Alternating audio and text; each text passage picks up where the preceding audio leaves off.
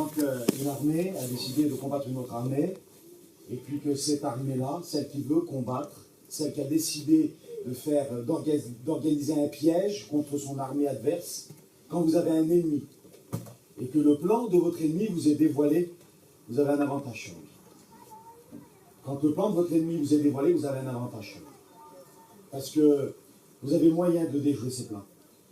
Et c'est vrai que, ça a été dit plusieurs fois pendant cette semaine, c'est vrai que l'ennemi, on a un ennemi, il est là, que tu veux ou pas, il est ici, il combat ton âme, ta vie. On a un ennemi, et c'est vrai qu'il fait des plans. Mais la Bible nous dit que l'Éternel de gloire est celui qui révèle les secrets.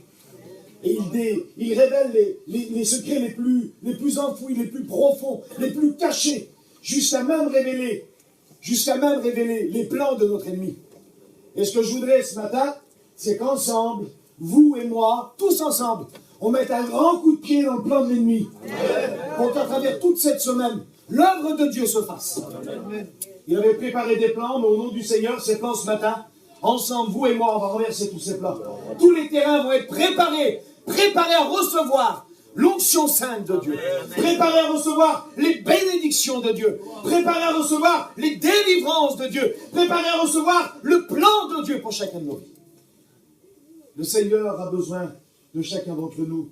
J'ai besoin de chacun d'entre vous pour pouvoir combattre ensemble. J'ai besoin avec vous. On va prier, j'aimerais prier avec mes deux copains, de travail, avec Tony et Mel. On va ensemble. Seigneur Jésus, nous ressentons ta présence ce matin, nous sommes dans ce lieu parce que toi tu es là, Seigneur, et tu as préparé ton messager ce matin, Seigneur. Nous savons que tu vas parler ce matin, nous le croyons, Seigneur. Les cœurs vont être touchés. Alléluia. Que toute pensée mauvaise disparaisse, Gloire à Jésus ce matin. Que le Saint-Esprit prenne toute la place, Seigneur. Nous comptons sur toi ce matin, Seigneur. Bénéditeur, Seigneur, remplis-le de toi. Amen, Seigneur. Nous te bénissons ce matin, Seigneur, parce que tu es au milieu de nous. Seigneur, on ne peut rien faire sans toi. Oui, Seigneur. C'est toi qui prends les choses en main ce matin.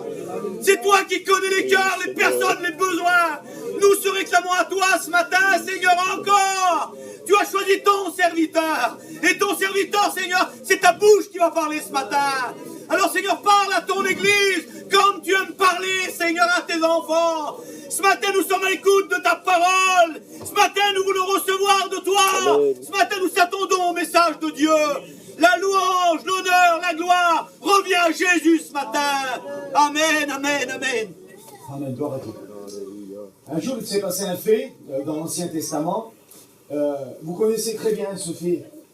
Le cantique qui a été chanté par Maël, c'est cet homme qui l'a écrit, le psaume 23, quand je passerai par l'ombre de la mort, la vallée de la mort. Il connaissait très très bien tout ce qui était attaque de l'ennemi, et il connaissait très très bien tout ce qui était oppression, il a vécu tout ça. Et lorsqu'il était très jeune, il a été employé par Dieu.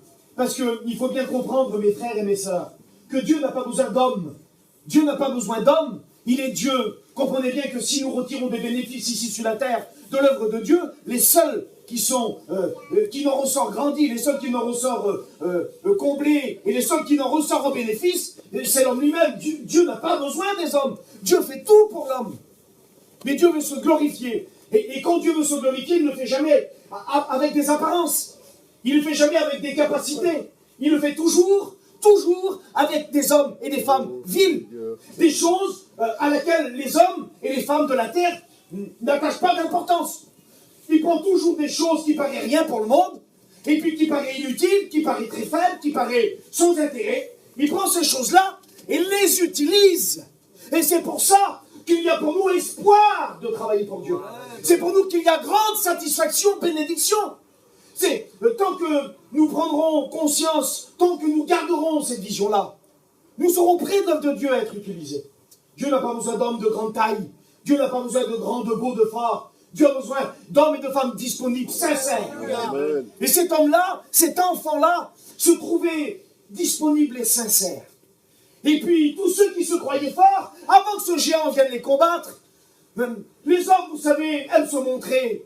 Les hommes aiment montrer leur valeur. Et puis, plein d'hommes, le pays d'Israël était bien connu de Dieu. Et plein d'hommes étaient vaillants.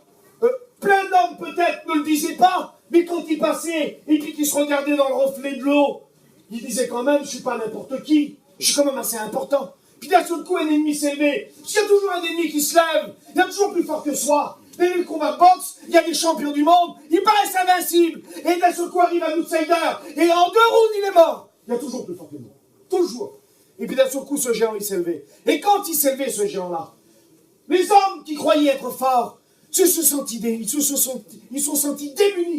Ils se sont sentis faibles. L'ennemi était trop fort. Et puis ils se sont présentés là, et ce jeune est venu. Et Dieu a dit, moi j'ai besoin que d'un cœur. Que d'un cœur j'ai besoin. Et ce cœur était là. Et il a utilisé ce cœur-là. Il nous a dit qu'après le combat, tout le peuple était stupéfait. Le roi avait les 2 jambes coupées. Et puis il a demandé à son général en chef, l'homme le plus important après lui en Israël, le général Abner, fils de Ner, des hommes extraordinaires. Il lui a dit, qui c'est cet enfant-là? Et puis, presque avec, vous regarderez le texte, avec un point d'interrogation, peut-être même presque avec une peur, une crainte, Abner a dit, mon âme est vivante, la tienne aussi, mais je ne sais pas qui c'est moi, je ne sais pas d'où il sort ce petit-là. Il a dit, amène-moi-le. Et tout naturellement, lisez le texte, tout naturellement, David s'est présenté. C'était naturel pour lui. C'est tellement naturel de travailler pour Dieu pour ceux qui le font. Ils ne forcent pas. C'est leur cœur qui travaille. Amen. C'est tellement naturel pour un petit enfant d'être là, venir baptiser du Saint-Esprit. C'est tellement naturel. Et puis il est arrivé devant le roi. Il n'a pas fait attention, lui. Le général Abner lui a dit, viens mon fils, viens.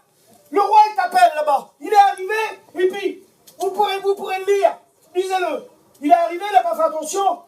Et puis quand il était devant le roi, tout naturellement, il était devant le roi, et dans la main, il avait la tête de Goliath. C'était tout naturel. Il est arrivé devant le roi avec la tête de Goliath dans la main. Les amis, sans le cœur de David, jamais de notre vie on aura la tête de Goliath dans les mains. Jamais. Il faut avoir ce cœur-là. Il faut avoir ce cœur-là pour que les géants tombent. Mais quand on a ce cœur-là, ce n'est pas sans difficulté que nous travaillons pour Dieu.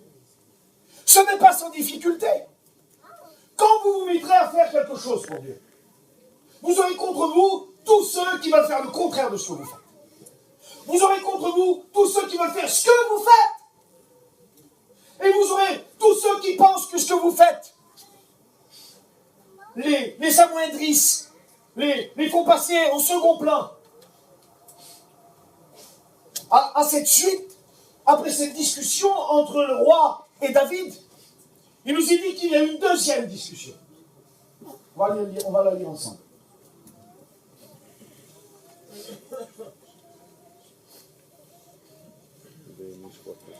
David avait achevé de parler avec Saül, et dès alors, l'âme de Jonathan fut attachée à l'âme de David. Et Jonathan l'aima comme son âme, et ne le laissa pas retourner dans la maison de son père. Jonathan fit alliance avec David, parce qu'il aimait comme son âme. Il ôta le manteau qu'il portait pour le donner à David. Et il lui donna ses vêtements, même son épée, même son arc, même sa ceinture. David allait et réussissait partout où il l'envoyait, partout où Saül l'envoyait. Il fut mis par Saül à la tête des gens de guerre. Et il plaisait à tout le peuple, même aux serviteurs de Saül. Comme il revenait lors du retour, David, après qu'il eut tué les Philistins, les femmes sortirent toutes les villes d'Israël. Les femmes sortirent de toutes les villes d'Israël au devant du roi Saül, en chantant et en dansant, au son des tambourins et des triangles, et en poussant des cris de joie. Les femmes qui chantaient se répondaient les unes aux autres. C'est une nouvelle qui se répandait dans le pays d'Israël en disant, Saül a frappé ses 1000, mais David, il a frappé ses 10 000. Saül fut très irrité, et cela lui déplut, et dit, on a donné 10 000 à David, et c'est à moi qu'on donne 1000. Il ne lui manque plus que la royauté. Et Saül regarda David d'un mauvais œil. Mauvais œil, c'est pas bon, mes frères et sœurs.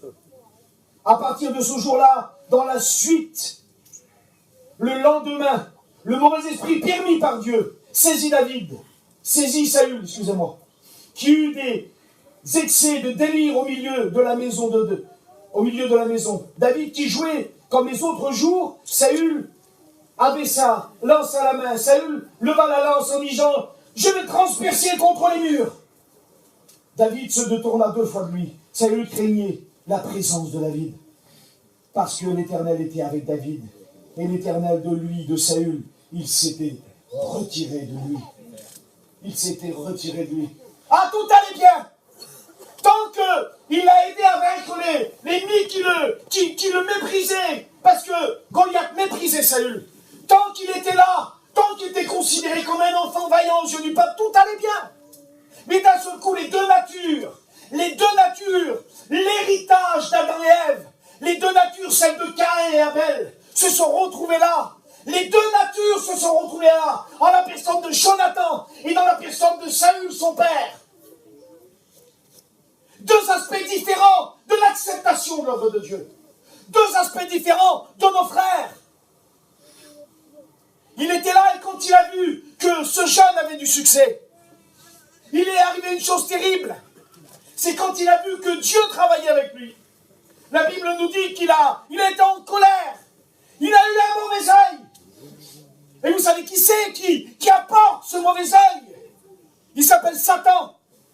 Celui qui veut diviser. Celui qui veut séparer. Celui qui veut anéantir l'œuvre de Dieu par la division. Et puis quelque chose est rentré dans son cœur. Il a regardé ce petit, puis il a dit on lui attribue des mille. Et moi alors, moi, eh ben il manque plus que le trône. Il fait tout dans la mission, lui. Ah, il fait tout. Il a été là-bas, il y a eu des baptêmes. Il a été là-bas, il y a eu des guérisons. Il a été là-bas, et il a prié, la petite, elle est revenue à Dieu là-bas. Il a prié derrière un chapiteau, il y a eu des baptêmes du Saint-Esprit. Ah, il a été responsable de la mission aussi. Quelque chose de mauvais était rentré dans son cœur. Le diable vient, et le diable essaie de diviser. Il met des choses mauvaises dans les cœurs. Tant qu'il arrive à mettre des choses mauvaises dans les cœurs, à diviser, devant Dieu, l'œuvre de Dieu, c'est pas bien.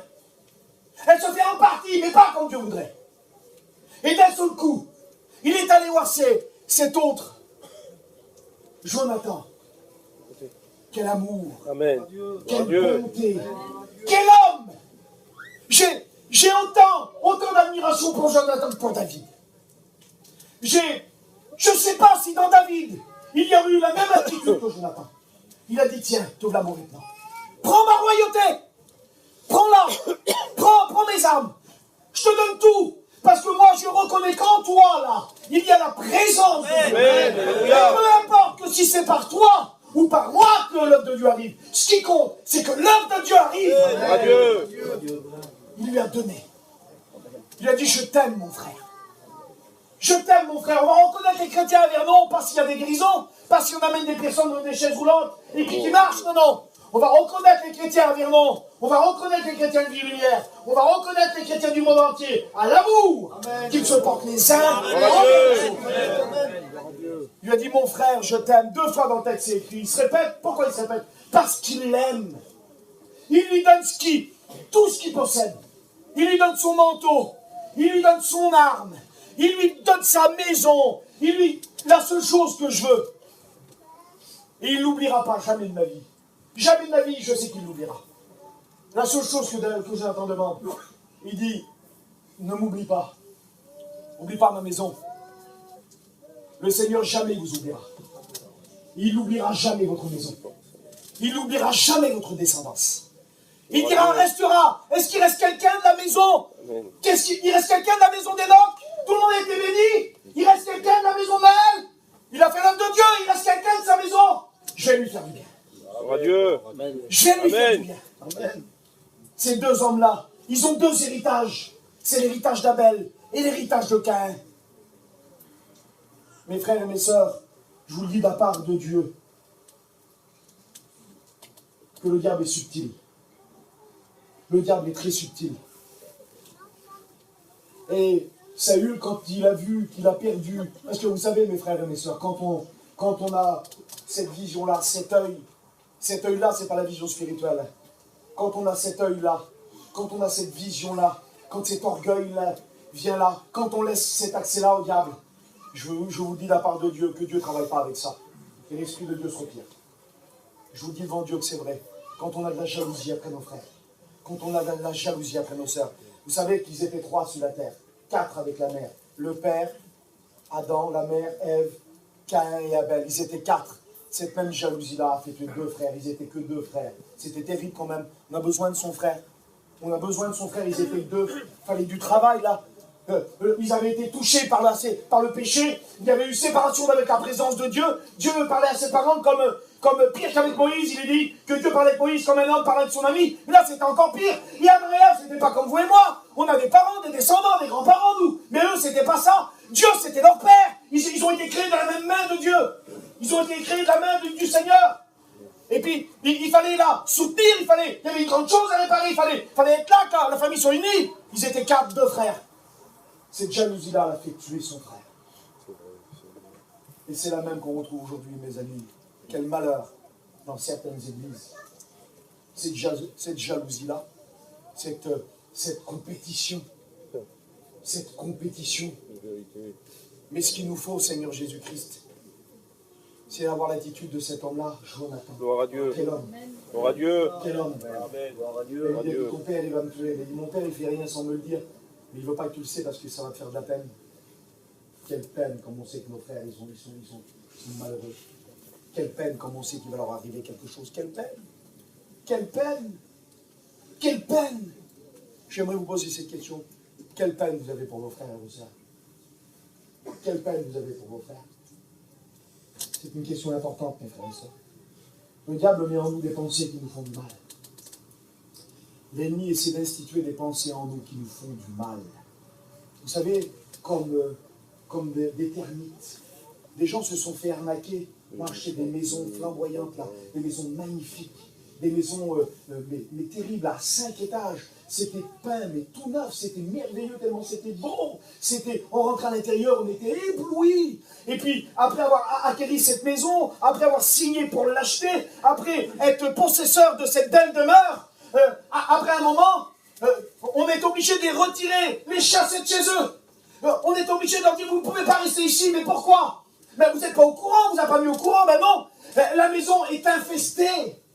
La maison, elle est rongée par les mythes.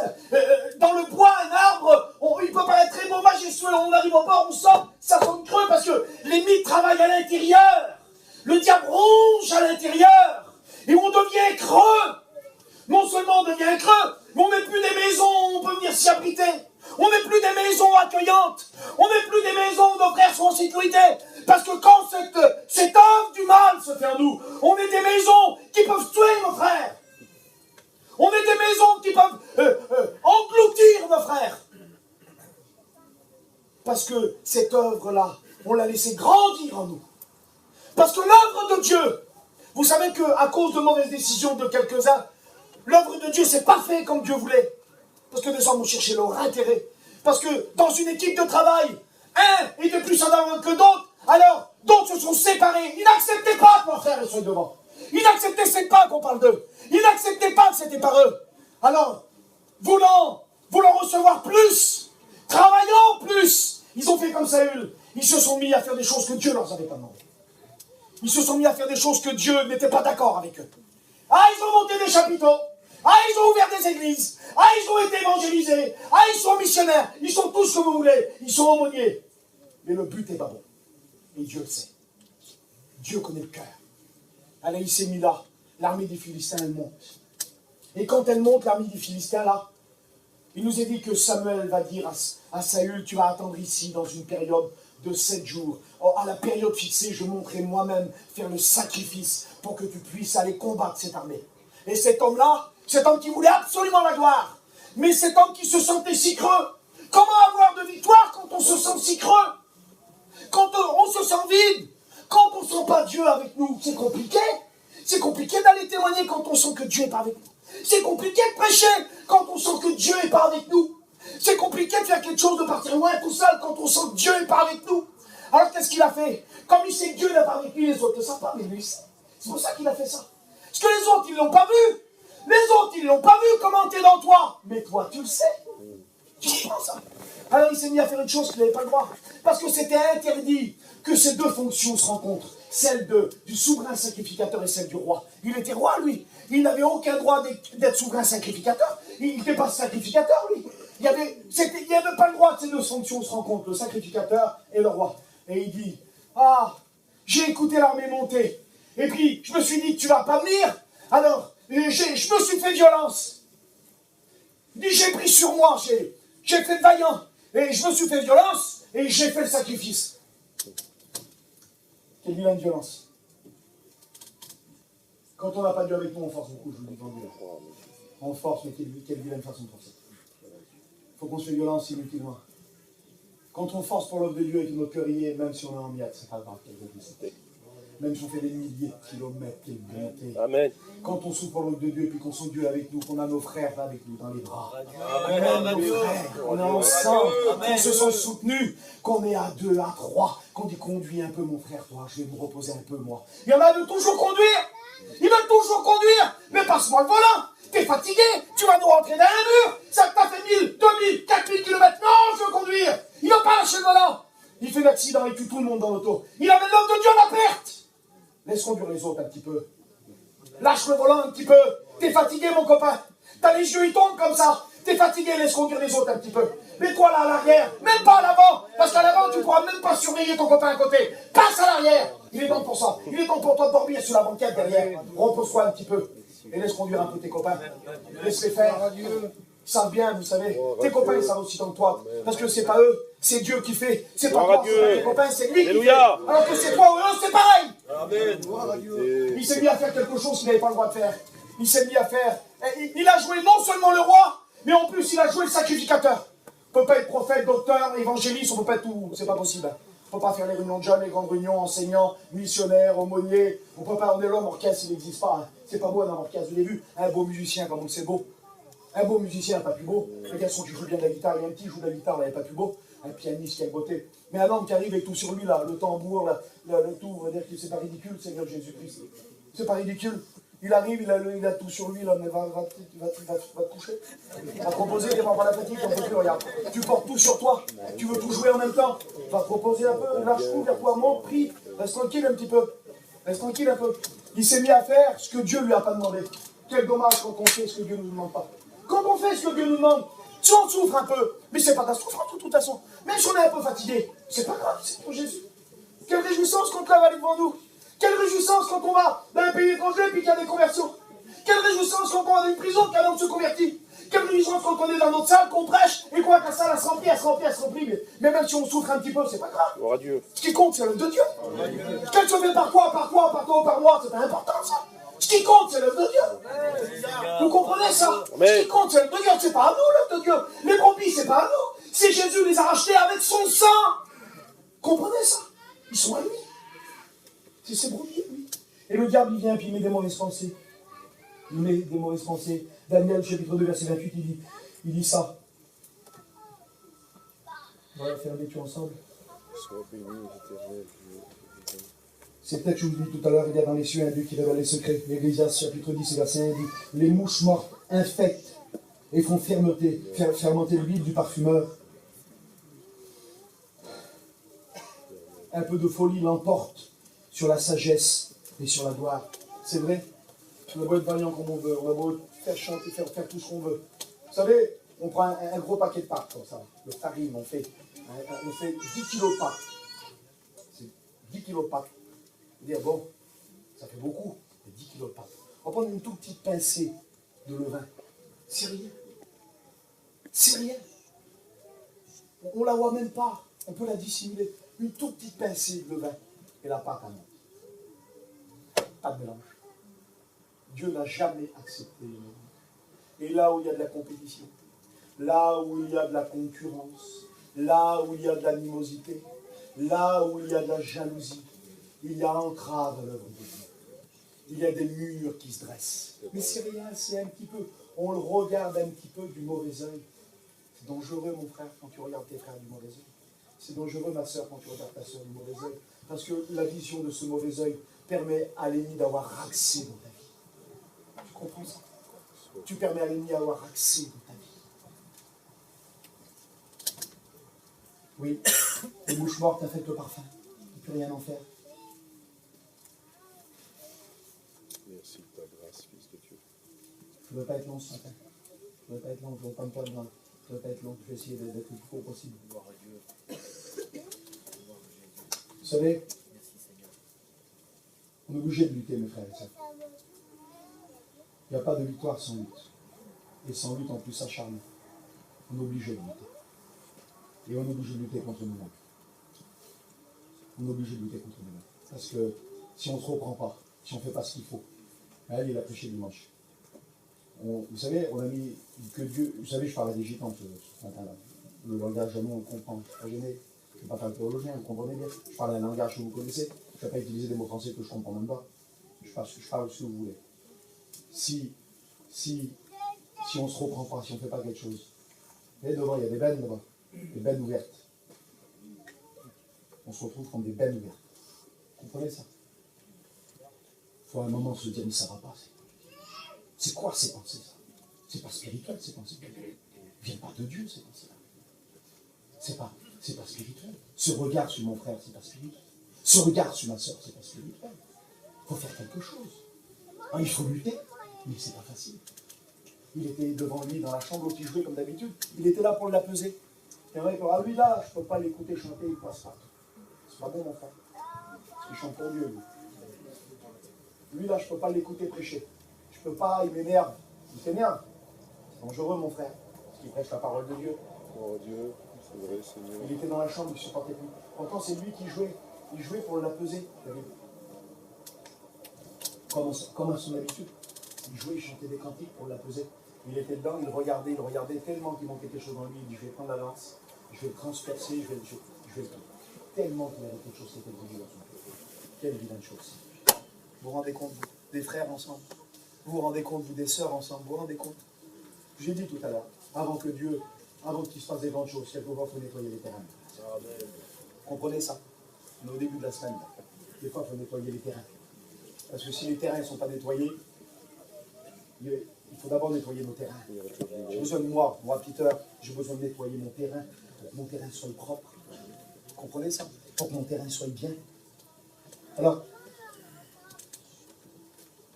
je pense à cette histoire où Dieu va, où un père va demander à son fils, il va lui demander, mon fils, je suis fatigué, il faudrait que tu prennes, j'ai des pousses de pommes de terre, il faudrait que tu vas les planter.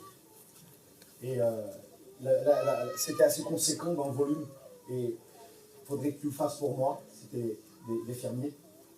Et le fils dit oui, je vais le faire. Donc il a pris, c'était ce qu'ils attendaient pour l'hiver, le père était malade, il fallait que le fils le fasse pour que l'hiver ils ont de la nourriture.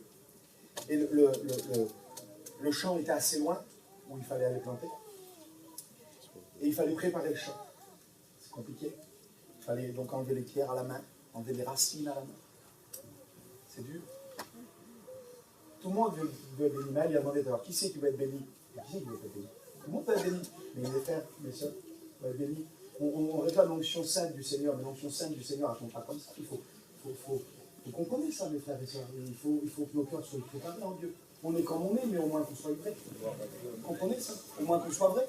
Si on ne nous demande pas d'être parfait, on ne sera jamais parfait, nous. Vous comprenez bien? Quand le Seigneur nous appelle à lui, là, il nous appelle tel qu'on est, hein, avec nos faiblesses, nos défauts, nos manquements, nos péchés. Il faut qu'on vienne tel qu'on est. Mais la condition, c'est le cœur à David, le cœur vrai. Et puis ce fils est parti. Quand il est parti, le père était couché, il était malade. Et puis le fils est revenu après un moment. Et le père lui a dit, alors? Il a dit, ça y est, j'ai tout planté, j'ai nettoyé le champ, j'ai tout fait. Et puis, le père s'est rétabli après quelques temps, un mois, peut-être 2 mois s'est passé, il s'est rétabli. Et quand il s'est rétabli, il attendait la récolte pour nourrir le reste de la famille qui était plus. Il avait ses sœurs cadettes, ses frères, il fallait nourrir la famille. Et puis il a attendu, il s'est mis devant le champ, il a attendu que ça pousse. Il a regardé, il a attendu. Puis il rien poussé. C'est bizarre. Il y a pas eu de grosse gelée pourtant. Pourtant, il n'y a pas eu de grosses difficultés. Il devrait y avoir du fruit. On devrait reconnaître du fruit dans ta vie. Parce que Dieu a quand même demandé des choses, et puis il n'y a pas eu de gros gelées, il n'y a pas eu de grandes tempêtes, il n'y a pas eu de grands soleils qui auraient pu tout brûler. Ta vie a été préparée par Dieu, tu devrais porter du fruit. Le père attendait. Puis d'un seul coup, le père fait le tour de la maison. Il fait le tour de la maison. Et puis qu'est-ce qu'il voit là, mes frères et mes sœurs, un petit peu dans le coin là-bas de la maison? Il voit le parterre de la honte. un grand parterre de pommes de terre enlevées les uns dans les autres, remplis de pierres, remplis d'immondices. Il avait enterré, il avait caché, enterré ce que Dieu lui avait donné. Il avait enterré ce que son père lui avait donné. On n'a pas le droit de faire ça. On n'a pas le droit de faire ça. Dieu nous demande de nettoyer ce matin. Dieu nous demande de préparer. Gloire à Dieu. Quand Dinky va prêcher, quand Enoch va prêcher, quand Tony va prêcher, qu'il y a le feu de Dieu. Amen. Que des âmes se lèvent, que des âmes soient délivrées, que des réconciliations s'opèrent. Mais pour tout ça, il faut nettoyer. Il faut commencer ce matin à enlever. Dieu t'a demandé des choses, ne va pas les cacher ailleurs. Dieu te voit.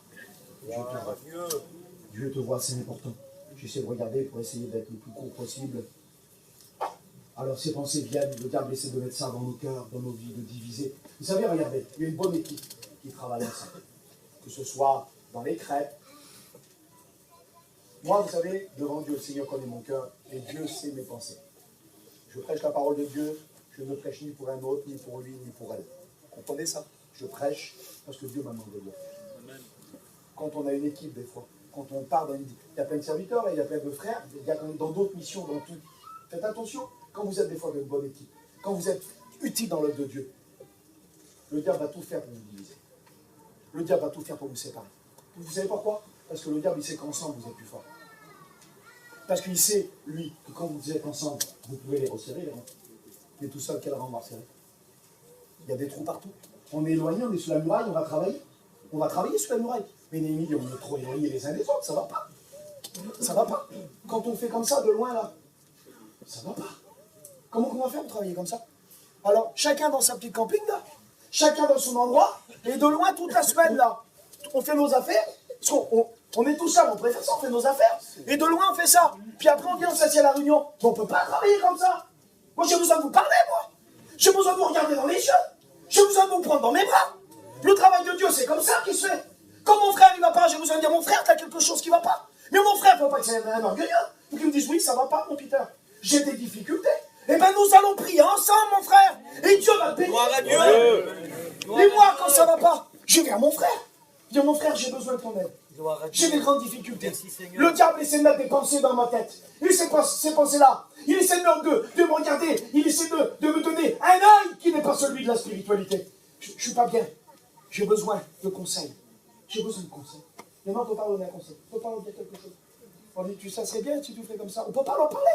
Il faut accepter les conseils, mes frères et sœurs. Si on n'accepte pas les conseils, par qui Dieu va parler? C'est pas par vos frères et vos sœurs que Dieu va parler. C'est un ange qui va descendre là, ici. Quand vous êtes dans la difficulté, c'est pas un frère qui vient vous mettre la main sur l'épaule en vous disant, ça va aller, mon frère. Quand, ma soeur, tu fais quelque chose dans ta vie qui ne va pas par rapport à ton mari, c'est pas une soeur spirituelle qui va venir, au lieu de le raconter aux autres, cette soeur-là, elle va venir vers toi et elle va dire, ma soeur, écoutez, je voulais te dire, dans l'amour de Dieu, c'est pas la bouche de Dieu qui vient te parler là. Il faut accepter ce que Dieu nous dit par nos frères et nos sœurs. Vous comprenez ça?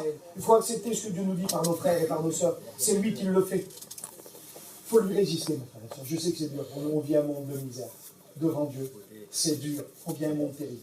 De péché, on vit un monde. On est ici, vous savez, et puis c'est vrai, quand Christ va agir, quand l'Église sera partie, parce que ce qui l'empêche d'agir, c'est l'Église, le Saint-Esprit.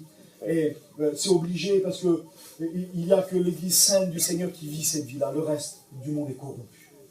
Le reste du monde, il y en a pour eux, il y en a pour eux, il y a des vilaines choses, des mauvaises choses. Et il faut résister à ça. Alors c'est dur de résister, mais il faut le faire. Mais résister tout seul, c'est dur. Comment faire résister tout seul? Quand quelque chose vient contre nous, quand un assaut se fait contre nous, quand un vent violent vient, mais si on est ensemble là, regardez le mur, l'épaisseur qu'il est là.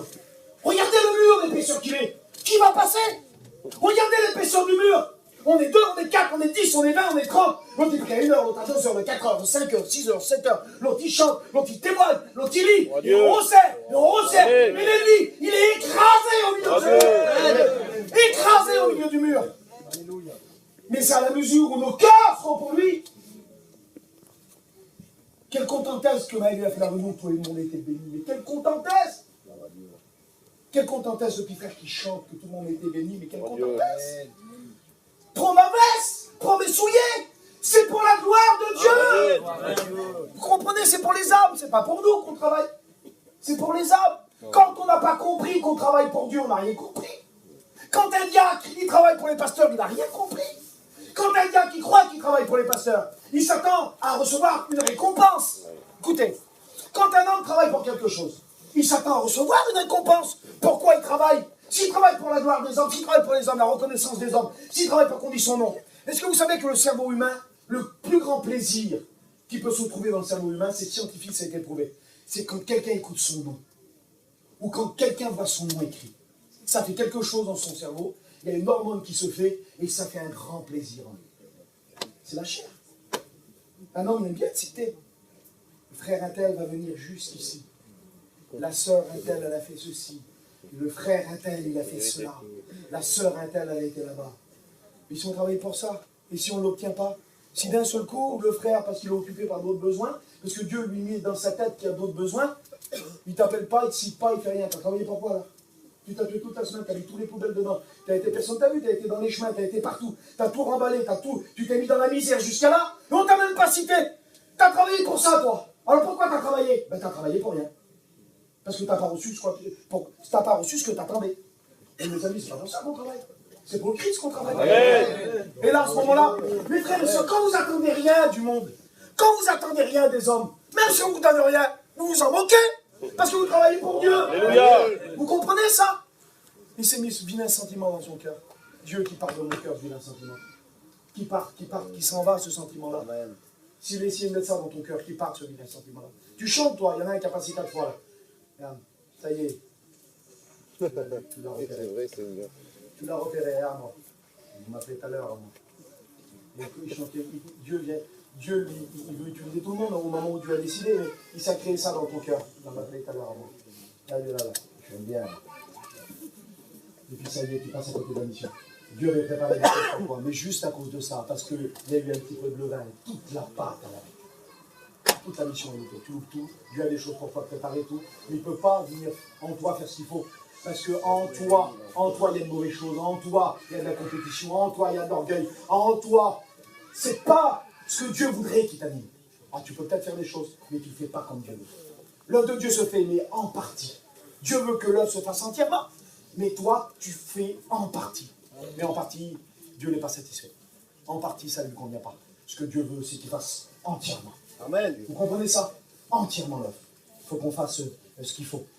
Il faut qu'on fasse ce qu'il faut. Et les hommes n'avaient pas changé. Quand c'est dans les psaumes qu'il nous est prophétisé une scène qui s'est réalisée dans le livre de Marc chapitre 11 et verset 9, une scène où Jésus va entrer au milieu de son peuple là, et puis il y a une phrase qui avait été prophétisée, c'est la phrase qu'il devait prononcer pour recevoir le Messie, pour qu'on puisse le reconnaître. Et cette phrase c'est Baruch Béchaï Adonai. Et puis tout le peuple était là, et on chantait Baruch Béchaï Adonai, Baruch Béchaï Adonai, bénis celui qui vient au nom de l'Éternel, au nom de Dieu, bénis le Messie. Et puis les hommes qui n'avaient pas changé, ceux qui étaient au préalable au premier plan, les pharisiens, ceux à qui on faisait des aumônes, ceux à qui ils se mettaient au coin des rues qui priaient, ceux à qui on se courbait, on faisait des courbettes devant eux, et bien à cause des miracles de l'autre, eux, ils étaient habillés comme il fallait, la barbe bien comme il fallait, tous les phylactères mis, pas un centimètre qui dépassait, ils étaient carrés là-dessus. Il y avait des directives à respecter, et là-dessus, maman, il ne fallait pas qu'il y ait un faux pli. Et l'autre qui arrivait, prophétisait, il n'avait ni beauté ni éclat. Il y en a qui disent, mais non, mais il était terrible. Mais non, quand il passe sur le désigné, tu me diras, Judas, c'est lequel? C'est difficile à vous dire c'est lequel. Je vais l'embrasser, comme ça vous saurez c'est lequel. Il n'y avait pas de signe. Il n'y avait pas. Dieu est contre ça. Dieu est contre ça. Dieu ne veut pas que les hommes se présentent avec leur stature. Jésus ne pouvait pas se présenter avec comme un maire, comme un non. Jésus vient comme un agneau. Amen. Il vient comme un homme bon, comme un homme rempli de bonté. Il n'était pas bon par son physique, Jésus. Oh, il était certainement bien, mais il était beau davantage parce qu'il était beau par son amour. Amen. Et parce qu'il était là, il guérissait les malades. Il guérissait les affamés, les nourrissait. Jamais homme n'a parlé comme cet homme. Il prononçait des paroles qu'aucun pharisien n'avait pas l'autorité de prononcer. Alors, ce qui s'est créé dans le cœur de Saül, ce qui s'est créé dans le cœur de Caïn et Abel dans l'histoire, c'est recréer la descendance a été transmis aux pharisiens. Ils ont eu dans leur cœur en disant, eh bien, il a qu'à être roi maintenant, lui. Ça y est, on va le mettre roi, lui, le roi d'Israël, lui. Ça les a poussés à les tuer. Ils ne savaient pas qu'ils accomplissaient le plan de Dieu en crucifiant eux. Hein. Vous savez, eux, ils ne savaient pas que l'humanité allait être rachetée par le sang précieux du Christ. Ce qu'ils voulaient, eux, c'est le tuer. C'était leur frère. Il ne faut pas oublier ça. Hein. C'était un jeune rabbin de 33 ans. C'était leur frère. C'était pas un chrétien évangélique, Jésus. C'était un jeune rabbin de 33 ans. C'était leur frère. Ils ont tué leur frère. Ils l'ont tué par jalousie. Ils l'ont tué parce qu'on criait Baruch Béchaï Adonai, c'est lui. Ah, mais ça y est, c'est lui alors. Eh bien, c'est bon. Souvient un sacrificateur, on n'en parle plus. On ne parle plus des autres, on ne parle plus de personne, ça y est, c'est lui. Ils ont rentré dans leur chambre. Et dans leur chambre, vous savez, ils ont pas eu l'attitude que Jésus a dit, rentre dans ta chambre, ferme ta porte, mets-toi à genoux. C'est pas ça qu'ils ont eu. Ils étaient dans leur chambre, et dans leur chambre, ça méditait. Et dans leur chambre, tellement ça les rongeait, ils voyaient Jésus dans la chambre, ils disaient comme ça, si je l'attrape, je le plante, je le tue. Ils ne croyaient pas que l'homme a changé. Ne croyez pas que l'humanité a changé. L'humanité n'a pas changé. Dieu regarde sur la terre s'il y a un homme selon son cœur. Un homme intelligent qui cherche Dieu. Ça veut dire quoi? Ça veut dire que Dieu regarde s'il y a des hommes et des femmes prédisposés. Ça veut dire s'il y a des hommes et des femmes avec un cœur prédisposé, prêt à être disposé pour recevoir la semence, pour recevoir l'œuvre de Dieu, pour recevoir ce que Dieu veut donner. Il regarde ce matin s'il y a des cœurs qui cherchent Dieu. Qui c'est qui cherche Dieu ce matin? Amen. Qui c'est qui cherche seulement la gloire de Dieu? Sans tirer aucun gain, aucun profit, aucune reconnaissance. Rien. La gloire de Dieu. Quelle beauté la gloire de Dieu. Quelle beauté la gloire de Dieu. Il a dit, je ne donnerai pas ma gloire à un homme. Impossible. On va faire une lecture ensemble dans le livre des Romains, chapitre 8. Je vais essayer d'être un petit peu plus rapide. Chapitre 8, et verset 18. J'estime que les souffrances du temps présent ne sauraient être comparées à la gloire à venir qui sera révélée pour nous. Je dis qu'il faut combattre. Je dis qu'il faut faire face à tous ces assauts du diable. Quand vous vous levez pour combattre, quand vous vous affichez comme soldats de l'Éternel, automatiquement, des groupes d'intervention d'armées secrets. Devant Dieu, c'est comme ça. D'autres vont intervenir dans telle région. Ça fait partie de la même armée. Mais quelquefois, on ne peut pas être tous au même endroit. Alors, des groupes se font. D'autres vont aller à Paris. D'autres vont aller à Dijon. D'autres vont venir à Vernon. D'autres vont aller... Et puis des groupes sont faits comme ça. Des groupes d'élite. Des chrétiens avec un cœur prédisposé à recevoir la volonté de Dieu. Et quand vous vous mettez à combattre, quand vous mettez à avoir cette attitude-là, vous êtes inscrits dans le royaume des ténèbres. Inscrits par le diable. Cela, il faut le détruire. Si vous ne faites rien du tout, il ne faut pas vous inquiéter. Faites votre vie, vous allez voir. Des roulettes. Des roulettes. Mais il est inscrit là. Celui-là, celle-là. Paul a dit ça. Il a dit, il se passe des choses dans les lieux célestes, vous ne pouvez pas le voir. Si vous le verrez, si vous verrez tout ce qui se passe, vous ne pourrez pas le vivre. Ce n'est pas possible. Nous, on organise là des réunions. C'est vrai, on organise des réunions. Notre mission, Vie Lumière, elle organise des conventions, elle organise des travails pour Dieu, elle organise tout ça. D'accord? Le diable aussi l'organise. Je vous dis devant Dieu, dans les lieux célestes, il fait des grands rassemblements. Bon, maintenant, voilà ce qu'ils vont faire. Ils vont aller là-bas, ils vont aller là-bas, ils vont faire ça. Alors maintenant, allez, vous voyez ce groupe là-bas, c'est un groupe dangereux. Il y a eu beaucoup de délivrance. Il y a eu beaucoup de choses qui s'est passées là-bas. Il faut aller voir là-bas, les gars, allez jeter un œil. Allez voir là-bas, essayer. Mais on ne peut pas, il y a beaucoup de prières, parce qu'ils ne peuvent pas approcher. Il y a beaucoup de prières, on ne peut pas. Essayez de les diviser, essayez d'en mettre à droite, à gauche. Essayez de les diviser.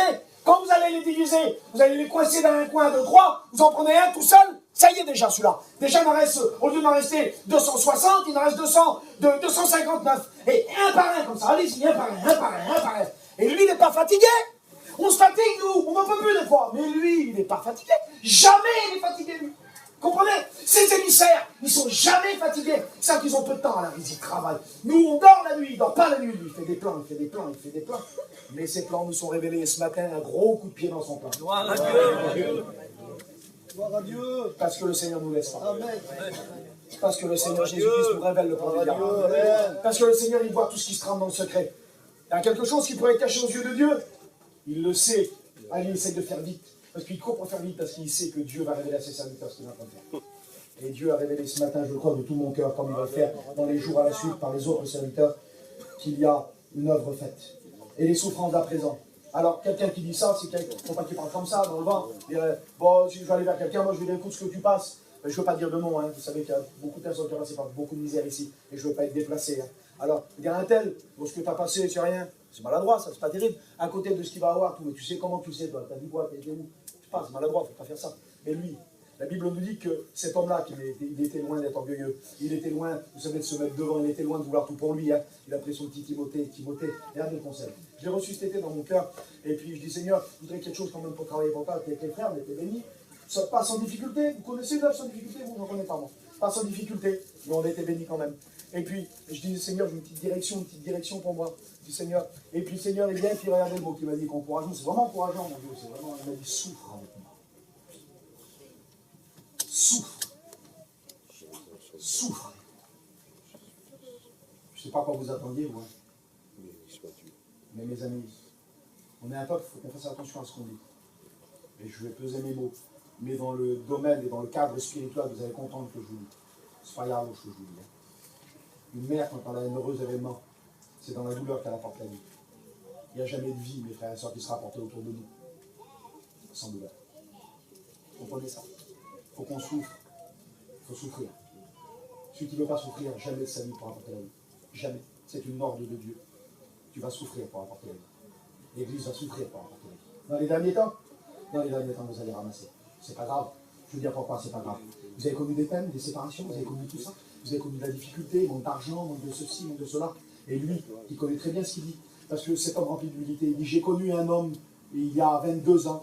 Je ne dis même pas que c'est lui. Mais on sait que c'est lui à la suite de la lecture. Il dit, j'ai connu un homme il y a 22 ans qui a été ravi hors de son corps, dans son corps, je ne sais. Je veux dire, moi je ne sais pas. Il dit, Dieu le sait.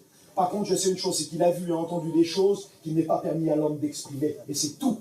Il ne fait pas de magie. Il n'essaie pas de faire du mysticisme, il n'essaie pas d'avoir des choses mystiques, non, non. Il dit, il a entendu et vu des choses qu'il n'est pas permis à l'homme d'expliquer. Ça, il le dit. Et ensuite, il écrit ça. Vous avez des souffrances? Vous avez des problèmes? C'est dur. Je vous le dis. Je le sais. Il me l'a fait voir. Tout ce que vous avez là, c'est rien à voir à côté de ce que vous attendez. Alléluia. Ça vaut le coup. Il nous le dit. Ça vaut le coup de souffrir. Ça vaut le coup. Parce qu'on a quelque chose de plus grand qui nous attend. Ils nous attendent. Comprenez ça? C'est quoi la vie de la terre là? Petit moment? Un petit passage? Vaut mieux que quelqu'un qu'on aime. Vous préférez qu'il est dans un bel endroit tranquille, vous? Ou dans la misère? Eh bien, la terre c'est la misère. Eux, ils sont dans un endroit tranquille. Comprenez ça? Ils sont mieux que nous. Ils sont mieux que vous. N'ayez pas de peine pour eux. Ils sont mieux que vous. Dans pas longtemps, vous allez les rejoindre. Dans pas longtemps, vous allez vous réjouir ensemble. Ça vaut le coup de souffrir. Ça vaut le coup. Que le diable ne vient pas diviser. Aimez vos frères, aimez vos soeurs, aimez le premier. Donnez pour l'œuvre de Dieu. Dépouillez-vous. Construisez dans le ciel. Bâtissez dans le ciel. On ne peut pas bâtir une maison sans souffrance. On ne peut pas bâtir une maison sans creuser. On ne peut pas bâtir un mur sans avoir les genoux écorchés. Mais ça vaut le coup de bâtir là-bas.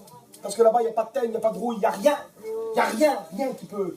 Il n'y a rien qui peut atteindre quoi vous allez bâtir. J'aimerais qu'on... Quelques mots à vous dire. Un petit peu 5 minutes, pensez bien 5 minutes. J'aimerais 2 minutes aussi vous dire, je vous parlais de l'attitude à avoir par rapport à un frère qui a commis quelque chose, qui a fait quelque chose, c'est très très important. Vous savez, on oublie souvent comment on est. Souvent, on oublie comment on est. C'est très très souvent, c'est important de se rappeler. On voit souvent c'est pour ça que la parabole de la poutre et de la paille est importante, parce qu'on arrive bien, on voit distinctement tous les défauts des autres, on voit distinctement les caractères des autres, on voit distinctement les fautes des autres, mais les nôtres, on n'a pas. Ou peu. Ou s'il y en a, c'est beaucoup moins que les autres, de toute façon. Et c'est important, parce que de ça, on ressort une mauvaise attitude. De ça, on ressort une mauvaise attitude. Dans le livre de Galates, chapitre 6 et verset 1, je n'aimerais pas tout vous lire, mais simplement vous expliquer le sens du texte. Frère, si un homme vient à être surpris en faute, vous qui êtes spirituels, redressez-le avec un esprit de douceur. Avec un esprit de douceur. Et le texte suit. Et toi, prends garde, toi-même, à ne pas tomber, de peur que tu ne sois aussi tenté de... prends garde toi aussi à ne pas être tenté, prends garde toi aussi à ne pas commettre de faute, à ne pas... Et le sens de ce texte-là ne veut pas dire, quand il parle d'un frère, frère, si un homme vient être surpris, et dans le contexte, parce qu'il n'y a pas que le sens de la lettre, il y a le contexte ici qui vient s'y apporter, il faut lire l'ensemble. Il ne nous est pas parlé d'un homme qui vit dans le péché. Il ne nous est pas parlé d'un homme qui pratique le péché. Il nous est parlé d'un frère qui est surpris par une faute. D'accord? Parce que Paul lui-même a dit qu'on n'essaie pas de nous faire croire, ou qu'on nous dise que c'était... on a essayé de nous faire croire, mais on ne le croit pas. Que Paul a dit ça avant, il parlait de sa conversion, avant sa conversion. Il dit, je ne fais pas ce que je veux faire, et je fais ce que je ne veux pas faire. C'était un homme. Comprenez, Paul? C'était un homme. Et avec tout le respect que j'y dois, et l'homme que c'est, et tout spirituel, et tout, c'était un homme, pécheur. Comprenez ça? C'était un homme. Et bien, même s'il était, on n'arrivera jamais peut-être à je ne sais pas, un millième de ce qu'il était, il était quand même pécheur. Il avait quand même besoin de la grâce du Seigneur. Comprenez ça? Et pourquoi je vous dis tout à l'heure, je reviens au texte, pourquoi je vous ai dit tout à l'heure qu'il n'avait pas le droit de faire ça, Saül, d'allier ces deux, cette sacrificature et cette royauté? Parce qu'il n'y a pas un homme qui est capable de le faire, ni Paul, ni personne. Pour ça je dis que Paul reste un homme, tous ceux qui sont venus avant après Jésus, c'est un homme. Le seul, Saül a été déchu de ses fonctions, pourquoi? Parce que l'Esprit de Dieu s'était retiré de lui, il n'avait pas le droit. Le seul qui avait l'autorité d'être institué, de prendre la royauté, la sacrificature, aussi l'autel, aussi le sacrifice, c'était Jésus. Il est tout. Il n'y a que lui qui est roi, sacrifice, sacrificateur, il n'y a que lui. Il n'y a que lui. Alors, si un frère vient être surpris par une faute, reprends-le. C'est quoi reprends-le? C'est pas ça. C'est pas ça reprendre. Reprendre, c'est pas sermonner. Reprendre, c'est pas crier. Quand vous lisez le texte, reprendre, quand vous prenez le texte en parallèle, quand vous prenez le texte qui explique, qui viendra le Saint-Esprit, Jésus dit, viendra le Saint-Esprit et il vous conduira dans toute la vérité. Ça a le sens d'amener à la lumière. Eh bien, le texte là qui dit, va reprendre ton frère, c'est le même mot en grec, je ne vais pas faire du grec ce matin, mais c'est le même mot en grec qui est utilisé, il a le sens, non pas de reprendre seulement des crier, mais d'amener ton frère à la lumière. Vous comprenez ça? On n'est pas dépistés, on ne surveille pas les uns les autres comme ça, non. On ne crie pas sur les uns les autres. L'attitude de Paul, quand Eutychus tombe, on aurait pu, nous, si Paul aurait descendu en bas, on dirait, il est mort. Ça aurait été légitime. Il est mort, regardez, par sa faute. Ce n'est pas la mienne, de toute façon. C'est par sa faute, je prêchais, c'est vrai, c'est un peu long, mais regardez sa négligence. Il a regardé par la fenêtre, il a regardé le monde, il est tombé, il est mort, et voilà ce qui arrive à tous ceux qui regardent par la fenêtre. Regardez tous, on aurait prêché dessus, on aurait fait une prédication. C'est pas ça qu'il a fait. Parce que l'amour l'a poursuivi dans son cœur, dans son âme, il s'est penché sur lui. Penchez-vous sur vos frères qui ont commis des fautes, qui ont été surpris par une faute. Penchez-vous sur eux. Et les autres disent, il est mort. Combien il y en a qui ont dit, lui il va vers nous, il est mort. Ça ne sert à rien qu'il va vers nous, il est mort. Et d'autres frères spirituels vont se pencher sur eux cette semaine et vont dire, non, il n'est pas mort. Il n'est pas mort. Oh, son âme est en lui. Son âme est vivante. Et je veux le sauver ce matin s'il est là. Amen. Il est parti de la maison de Dieu. Il a regardé mon par la fenêtre, il est tombé. C'est pas grave. Parce que nous, on n'a pas le regard qui juge. Parce que nous, on n'a pas le regard du monde. Parce que nous, on a le regard d'amour. Parce que nous, on dit non, son âme est en lui. Parce que nous, on va le reprendre, le sermonner ce matin. Non, on va l'amener à la lumière. On va l'amener à la lumière ensemble. On va l'amener à la lumière ensemble. Le livre des Proverbes nous dit ça, celui qui cache la vérité cause du tourment, mais celui qui critique à haute voix, avec une pleine franchise, travaille pour la paix. Quelle beauté, ça. Quelle beauté. Parce que ce sens d'amener à la lumière, avec une pleine franchise, d'aller vers son frère, de pouvoir le regarder dans les yeux. C'est terrible quand on ne peut pas se regarder dans les yeux. Quelle misère. On est quelqu'un, il est là avec nous, on ne sait pas trop quoi dire, on sait qu'il y a des petits trucs, des petites choses. Alors, gêné, alors on fait un peu comme ça. Et on baisse un peu les yeux. On sait qu'il y a eu des choses auparavant. On fait comme si qu'il n'y a rien. Mais lui, il sait qu'il y a, et toi, tu sais qu'il y a. Ce matin, Peut-être qu'il y en a qui sont ici dans l'assemblée. Il y en a un qui est là, l'autre qui est là. On fait comme si vraiment, amen, amen, amen. Tu as besoin de regarder ton frère dans les yeux. Tu as besoin ce matin de regarder ton frère dans les yeux. Parce que ce n'est ni de sa faute à lui, ni de ta faute à toi. C'est une œuvre du diable pour séparer les membres de l'Église. Comprends ça. Comprends ça. On se doit de pardonner. De pardonner. C'est important. Celui qui parle, qui critique, qui dit la vérité en pleine franchise, il travaille pour toi, pour la paix. Quelle beauté de travailler pour la paix. C'est beau un homme de paix, devant Dieu. C'est beau un homme de paix. Un homme qui apporte la paix. Il y a des hommes, je veux gêner personne. Il y a des hommes qui viennent, ils sont avec nous là, portent la paix. On sait qu'il n'y aura pas de dispute. On sait qu'il n'y aura pas de division. On sait qu'ils ne vont pas tirer la couverture de leur côté. On sait qu'ils ne travaillent pas pour leur paroisse. On sait qu'ils travaillent pour le maître. On sait qu'ils sont là pour nous soutenir. Quelle bonté. Travailler pour la paix. Travailler pour la paix. Celui qui travaille comme ça, il travaille pour la paix. Gloire à Dieu. Merci Seigneur Jésus-Christ. Merci Seigneur Jésus-Christ. Amen. Je vais continuer juste un petit mot à vous dire aussi.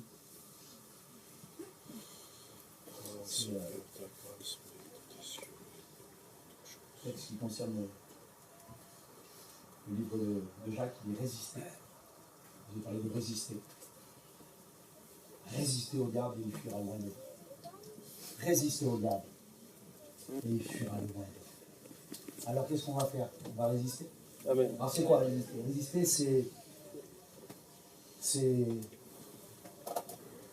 résister, c'est se mettre ensemble. Résister, c'est Tenir ferme. c'est terrible parce que quand on réalise ça, c'est beau. Résister, c'est ne pas céder. La faiblesse de Saül, c'est qu'il a cédé au diable. Il a cédé. C'est ne pas céder. Résister, c'est tenir bon. Résister, c'est tenir ferme. Résister, c'est resserrer les reins. Résister, c'est opposer une force. Résister, c'est ne pas se laisser faire. Vous avez vu, quand on veut quelquefois vous amener où vous ne voulez pas, vous faire faire des choses que vous ne voulez pas. Résister, c'est ne pas se laisser faire. Il ne faut pas se laisser faire. Résister, c'est opposer une force, c'est tenir ferme, tenir bon. Résister, c'est tenir tête. Tenir tête. Et je pense à ce texte d'Ézéchiel, et je termine. Et le texte d'Ézéchiel dit ça. J'opposerai ton front à leur front. J'opposerai ton front à leur front. Mais le tien, je le rendrai plus dur du diamant. Plus dur que le diamant. Le Seigneur nous donne la possibilité ce matin de tenir tête au diable. Amen. De tenir tête à son œuvre. Que toutes ces pensées qui viennent dans nos têtes, toutes les pensées qui viennent, toute cette vermine que le diable essaie de semer dans les âmes, dans le cœur des chrétiens, soient brûlées par le feu du Saint-Esprit. Soient consumées par le feu du Saint-Esprit. Gloire à Dieu. Amen. Gloire à Dieu. Amen. Amen. Merci Seigneur Jésus-Christ. Vous savez, il y a une église qui a été présentée, je termine. Et puis Paul dit ça. Il dit, je crains que quand je vais venir parmi vous, de ne pas vous trouver tel que je voudrais vous trouver. Et j'ai peur aussi que vous ne me trouverez pas comme vous voudrez me trouver.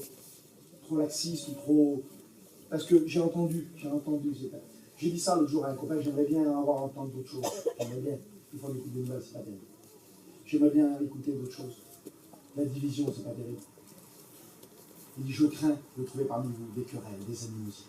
Je crains de trouver parmi vous de l'opposition, de l'orgueil. Je crains de trouver parmi vous des compétitions. Je crains, quelle misère. Je crains de trouver ça. Des frères ensemble. On est tous des parents ici, je termine avec ça. Quelle misère quand deux frères ils sont en guerre. Pour un père, quand un père il a deux fils, et que ces deux petits, ils ne se supportent pas. Que ces deux petits-là, ils sont toujours en bataille. Et puis qu'ils grandissent, ils sont petits, les petits, ils grandissent, ils sont toujours en bataille. Ma mère m'a raconté l'histoire une fois de deux frères. Ils ne se parlaient pas, ça faisait des années. Ils ont été prendre chacun un brodo à la pompe, sans se dire un mot, ils sont tués ensemble à la pompe. Quelle misère pour un père d'un cœur de sentir que ses enfants sont pas loin encore. Quel drame pour lui. Quelle inquiétude pour lui. Mais ce matin, c'est pas comme ça pour nous. Ce matin, le Seigneur va mettre l'accord. Si quelques-uns peut-être en manquaient, le Seigneur l'a fait ce matin. Le Seigneur va passer dans les vents. Et le Seigneur Jésus-Christ a dévoilé le plan du diable. Et le plan du diable est anéantissant. Alléluia. Le Seigneur, s'il vous plaît. Gloire à Dieu. Je veux louer ton nom et t'adorer, Seigneur. Tu es mon roi, je t'aime, Seigneur Jésus-Christ.